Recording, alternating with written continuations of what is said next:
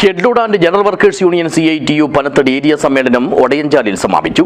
May 20-ന് ആഹ്വാനം ചെയ്തിരിക്കുന്ന ദേശീയ പണിമുടക്ക് വിജയിപ്പിക്കാൻ സമ്മേളനം തൊഴിലാളികളോട് ആഹ്വാനം ചെയ്തു. This news sponsored by ഉയർന്ന ഗുണനിലവാരം, തികഞ്ഞ വിശ്വസ്തത, ജനതാ പാൽ. വിവിധ ആവശ്യങ്ങൾ മുൻനിർത്തി മെയ് 20-ന് സംയുക്ത ട്രേഡ് യൂണിയനുകൾ ആഹ്വാനം ചെയ്ത ദേശീയ പണിമുടക്ക് വിജയിപ്പിക്കണമെന്ന് scheduled and general workers union CITU Panathady area സമ്മേളനം പ്രമേയത്തിലൂടെ ആവശ്യപ്പെട്ടു. ഒടയഞ്ചാലിൽ വെച്ച് നടത്തിയ സമ്മേളനം CITU കാസർഗോഡ് ജില്ലാ പ്രസിഡന്റ് P. മണിമോഹൻ ഉദ്ഘാടനം ചെയ്തു. ഏതെങ്കിലും ടൗണിനകത്ത് എന്തെങ്കിലും പ്രശ്നം നടന്നാൽ അതിന് ഉത്തരവാദി CITU തൊഴിലാളികളാണ്. അപ്പോൾ CITU തൊഴിലാളികളുടെ ഐഡന്റിറ്റി എന്ന നിലയിൽ ചവിട്ടുതൊഴിലാളികളെയാണ് പ്രതീകമായി കാണിക്കുന്നത്.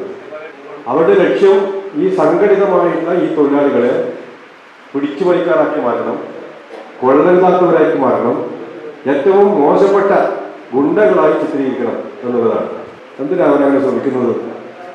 ഈ പ്രസ്ഥാനത്തെ തകർക്കുന്നതിന് വേണ്ടിയാണ്. CITUവിനെ തകർക്കണമെങ്കിൽ CITUവിൻ്റെ ഏറ്റവും പ്രധാനപ്പെട്ട മുഖമായിട്ടുള്ള ഈ മേഖലയിലെ സംഘടനാ പ്രവർത്തനത്തെ ഏറ്റവും മോശമായി ചിത്രീകരിക്കുന്നതിന് വേണ്ടി കഴിയണം. ചടങ്ങിൽ ഏരിയ പ്രസിഡന്റ് VK കരുണാകരൻ അധ്യക്ഷനായി. യൂണിയൻ ജില്ലാ ജനറൽ സെക്രട്ടറി K. മോഹനൻ സംഘടനാ റിപ്പോർട്ട് അവതരിപ്പിച്ചു. Union area secretary AE Sebastian പ്രവർത്തന റിപ്പോർട്ടും ട്രഷറർ സുരേഷ് ബാബു വരവ് ചെലവ് കണക്കും അവതരിപ്പിച്ചു. യൂണിയൻ ജില്ലാ treasurer MV Krishnan, Oklav Krishnan, T. Babu, P. Damodaran, H. Nagesh എന്നിവർ സംസാരിച്ചു. യുവകവയിത്രി P. നമിത കള്ളാർ ടൗണിൽ നിന്നും കളഞ്ഞുകിട്ടിയ പണം ഉടമയ്ക്ക് തിരികെ ഏൽപ്പിച്ച് മാതൃകയായ കള്ളാർ യൂണിറ്റിലെ തൊഴിലാളികൾ, മാലിന്യം മൂടിക്കിടന്നിരുന്ന പാണത്തൂർ ടൗണിലെ ഒടിഞ്ഞ പ്രദേശം മാലിന്യമുക്തമാക്കി ജൈവകൃഷി നടത്തി തൊഴിലാളികൾക്കെല്ലാം മാതൃക പകർന്ന പാണത്തൂർ യൂണിറ്റിലെ തൊഴിലാളികൾ എന്നിവർക്ക് സമ്മേളനവേദിയിൽ ആദരവ് നൽകി. യൂണിയൻ ഏരിയ കമ്മിറ്റിയുടെ ഭാരവാഹികളായി AE സെബാസ്റ്റ്യനെ സെക്രട്ടറിയായും VK കരുണാകരനെ പ്രസിഡന്റായും സുരേഷ് ബാബുവിനെ ട്രഷററായും തെരഞ്ഞെടുത്തു.